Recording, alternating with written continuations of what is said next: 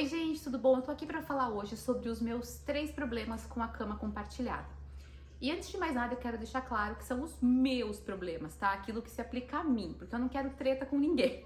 Eu quero falar o que me impediu de fazer cama compartilhada e me impediria se eu tivesse mais filhos. Importante frisar que talvez você pergunte: mas se são seus problemas, por que você está falando sobre isso? É porque muitas pessoas com quem eu já conversei sobre o tema se identificaram e falaram: como eu gostaria de ter refletido sobre isso antes. Então, tá aqui, talvez possa ajudar alguém. Importante lembrar, gente, que todos nós somos adultos. Então, como que adultos consomem conteúdo na internet? A gente vê uma coisa, a gente reflete sobre aquilo e fala: não tem nada a ver com a minha realidade, não me acrescentou em nada esse vídeo, não faz sentido pra mim. Ou, interessante, faz sentido o que ela falou, vou pensar um pouquinho sobre isso. E é assim que a gente consome conteúdo. Não é o conteúdo que molda as nossas decisões, entende? Nós tomamos decisões que podem sim ser influenciadas por um conteúdo, mas não precisam necessariamente. Nós tomamos as nossas decisões com base no nosso conhecimento. Combinado? Porque eu não quero ninguém tretando aqui, gente. Eu não tô aqui pra falar se é certo ou se é errado. Eu tô aqui pra contar a minha experiência e a minha percepção sobre o tema, ok? Primeira coisa que é importante só dizer é conceituar, então, o que é a cama compartilhada. É você, como pai e mãe, dividirem a cama com o bebê para o bebê dormir. Isso varia com a idade, né? Cada um faz da maneira que... Quem geralmente faz, cada um tem o seu princípio de quando começa e quando termina. Mas também existe eu não sei se tem um nome pra isso, gente, mas que você compartilha a cama, mas não na cama. Então, por exemplo, eu ganhei da Multikids uma vez, um berço portátil muito bacana, e ele também tem a função de ser tipo um berço para co-sleep. Ele levanta, ele fica da altura da sua cama, você consegue prender ele na sua cama, mas o bebê fica separado, ele não fica no mesmo colchão que você, sabe? Muito interessante para quem quer fazer a prática de maneira um pouco mais segura. E tem também o dividir o quarto, né? Que é uma recomendação que tanto a Sociedade Brasileira de Pediatria quanto a Academia Americana de Pediatria, eles indicam que o bebê durma no quarto os primeiros 6 meses no quarto dos pais. Já em contradição, eles contra-recomendam a cama compartilhada. Eles recomendam o mesmo quarto, mas não a mesma cama, por questões de segurança. Vocês sabem que, inclusive, uma curiosidade, porque a questão é dos pais estarem tão cansados e rolarem sobre o bebê, não perceberem, e o bebê poder morrer, né? Infelizmente, é um perigo é um risco que existe. Além da quantidade de coisas que geralmente tem na cama, né? Travesseiro, pai, mãe, cobertor, tudo que a gente fala que não tem que ter num berço para um bebê pequeno. Então, são fatores de risco desse assunto e é por isso que as entidades de saúde, em geral, contraindicam a cama compartilhada. E que era curiosidade que eu ia contar, tem uma história na Bíblia, da época do rei Salomão, que aconteceu isso, né? As mulheres estavam dormindo cada um no seu bebê e uma mãe rola sobre o seu bebê e ele morre, infelizmente.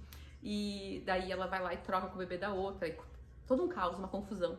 Mas isso é um assunto paralelo. Eu só achei curioso porque você vê que é um assunto lá de o quê? Quantos anos antes de Cristo? Alguns séculos antes de Cristo, tentando fazer a conta de quando era o rei Salomão, mas eu não vou fazer agora, para não passar vergonha.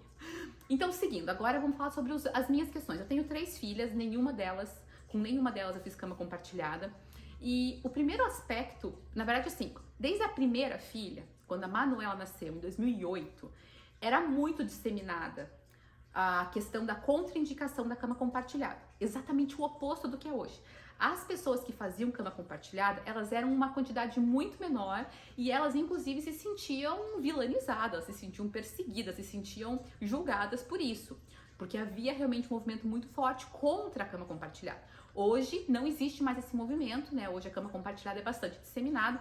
Então, talvez se minha filha nascesse hoje, fosse diferente a minha percepção da minha decisão inicial. Mas como nasceu naquela época, a minha decisão inicial sempre foi: não vai dormir na mesma cama. Inclusive, nenhuma delas dormiram no meu quarto também. Elas dormiram no próprio quarto desde que voltaram da maternidade. Uma coisa que eu acho importante frisar, que as recomendações das entidades de saúde são recomendações.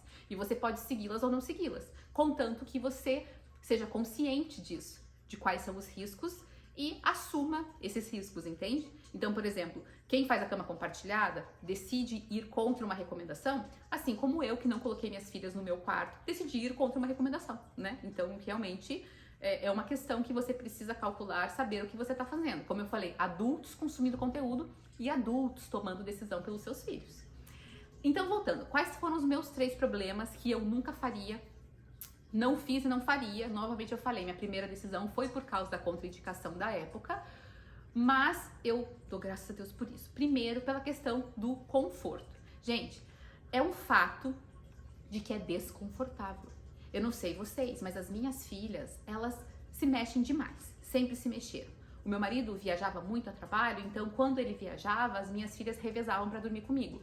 As duas mais velhas, né? A Abigail tá com 1 ano e 5 meses, não dormiu ainda comigo nenhuma vez, e eu acho que vai demorar para dormir. Mas, gente, era impossível dormir com elas, porque elas ficavam me chutando o tempo todo. Só que, mesmo antes, por exemplo, assim, sábado à tarde eu tô com um bebê, quero descansar um pouquinho, vamos dar uma cochilada? Colocava na minha cama pra dormir comigo. Gente, eu não conseguia dormir. Eu ficava tensa, com medo de machucá-la, com medo de que ela caísse da cama, com medo de acontecer alguma coisa. Porque a Ana Júlia, minha filha do meio, eu colocava 10 travesseiros ao redor dela e mesmo assim a criança conseguia estar na beira da cama, tipo, 10 minutos depois. Então, assim, eu nunca conseguiria dormir e descansar de fato dormindo com o bebê. E uma mãe descansada, gente, ela é 90% da felicidade da casa, da felicidade da família, da felicidade do próprio bebê. Então eu não conseguiria descansar dormindo com a minha filha todos os dias, sério. Volta e meia, assim, sério, acho que quase toda noite. Quando a minha filha tá no quarto dormindo, a Abigail, que é hoje, né, aqui teoricamente é a bebezinha, tem 1 ano e 5 meses, ela tá lá dormindo no quarto, eu dou graças a Deus, porque ela tá deitada, dormindo em paz, e todos nós podemos estar em paz também, cada um com a sua rotina, cada um com o seu descanso. O segundo ponto foi a questão da amamentação, né? As minhas filhas todas dormiram no quarto desde saíram da maternidade e eu tinha que levantar para amamentar. Depois, quando elas começaram a usar fórmula, porque todas elas começaram a usar fórmula cedo, por N questões, eu levantava para dar mamadeira. Mesmo meu marido podendo, teoricamente, ele dar a mamadeira, né? Porque ele não precisava mais do peito, eu preferia eu mesmo levantar, porque eu sempre preferi que ele dormisse bem, fosse trabalhar tranquilo e me ajudasse durante o dia. De noite, deixa que eu faço as coisas. Então eu tinha que levantar, era um fato, eu tinha que ir até lá, dar uma mamar, finalizar, voltar pro quarto, prejudicava o meu sono, prejudicava, mas o que acontece? Pra mim foi um benefício muito grande, porque as crianças começaram a espaçar naturalmente essa amamentação.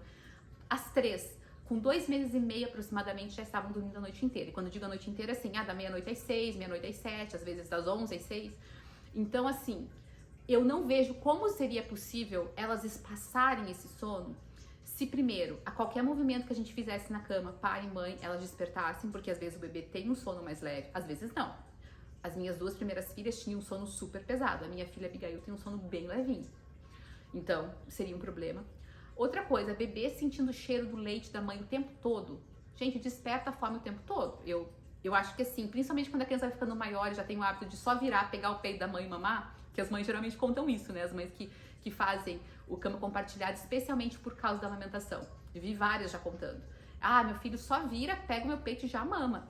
E inclusive uma delas falou que ficou super preocupada e percebeu que eu precisava parar com a cama compartilhada, que ela nem viu o filho fazer isso.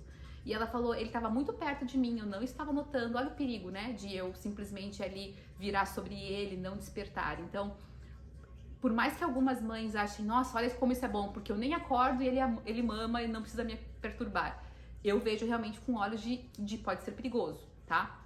Então, pra mim, a amamentação foi mais tranquila, foi mais fácil o desmame noturno, exatamente porque elas estavam no quarto delas. Então, a gente tinha todo o processo de ir lá amamentar, fazer voltar a dormir, sem que ela ficasse o tempo todo querendo mamar, porque o tempo todo estava ali ao acesso dela o leite. Então, particularmente, pra mim, foi bem tranquilo essa questão da amamentação da madrugada. Espaçou rápido, espaçou fácil e elas estavam dormindo por um bom período à noite, muito cedo, às 3. O terceiro ponto, gente, pra mim, por que não funcionaria a cama compartilhada é a falta de eu conseguir manter a rotina noturna que eu particularmente gosto. Ou seja, eu coloco a criança pra dormir 7 horas, 7 e meia, dependendo do horário aí, né? As rotinas já mudaram muito aqui em casa, mas hoje tá sendo 7 horas. E ela tá dormindo. E a casa tá acontecendo, as irmãs estão vivendo, eu tô vivendo, o meu quarto tá livre pra eu entrar, sair, fazer tudo que eu quero fazer. Então, eu particularmente não conseguiria abrir mão dessa rotina, porque é depois do horário que o bebê dorme que muita coisa acontece. Eu consigo terminar coisas de trabalho, eu consigo dar mais atenção para as minhas outras filhas que dormem um pouquinho mais tarde do que o bebê.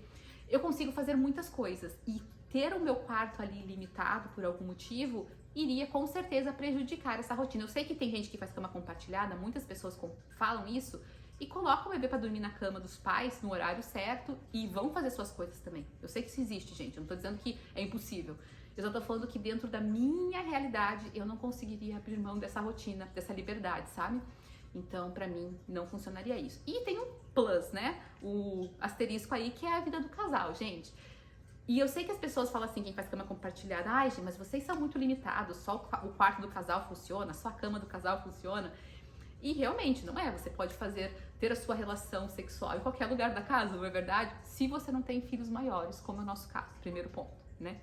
Se você tem filhos maiores que já saem do quarto sozinho, que já tem liberdade para transitar na casa de madrugada e de noite, você não vai poder usar outros cantos da casa. Segunda coisa, dentro do quarto com o bebê, não pode. Mesmo se o bebê estivesse dormindo numa outra cama, gente, não pode, sabe? Isso é muito prejudicial para a criança, em qualquer idade. Por mais que a gente queira dizer, ah, não, mas bebezinho não entende. Não, não faça. E a terceira coisa, inclusive não sou eu que tô dizendo, tá? Os psicólogos falam. Eu não vou citar nenhum aqui agora, porque eu não sei de cabeça, mas tem muita gente que vai poder falar pra você sobre isso. Siga a Roseli Mendonça no Instagram, Leilane Rocha, acho que é também, e elas vão falar um pouquinho sobre isso com vocês, tá? Não é minha área. Mas ok, então você fala assim, mas é só se programar, se organizar. Tá bom, mas quantas vezes, eu vou dizer por mim, eu e meu marido tivemos um momento de intimidade sem programar? A maioria das vezes.